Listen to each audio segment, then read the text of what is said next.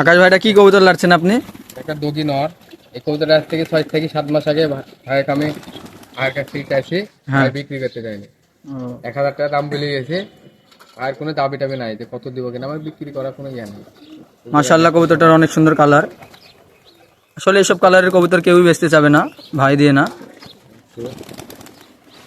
ভাই কবুতরটার কি বাজে টাজে কিছু আছে? চূড়ান্ত বাদে 3 থেকে নামতে লাগে, আমরা নিজে দেখা 3 থেকে নামতে লাগে। হ্যাঁ এখন ও ভাই অস্থির বাজে। খেল দিবে না। একটা দিদো তো মাদি ভাবি, মাদি যে সবুজ মাদি, একটা সবুজ মাদি আছে। ওই যে উড়ে গেলে ভিডিও করো, যেগুলো উঠছে।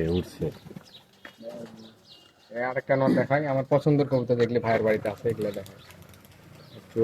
ডাক্তার গুলো নট, এটা যেমন বাজি তেমন উড়ন। পাখা দেখো কবুতর, হ্যাঁ, অনেক সুন্দর পাখা। আমাদের ভাইয়ের বাড়িতে এসে আমরা বেড়াতে আসি, উড়ন দেখা আমার।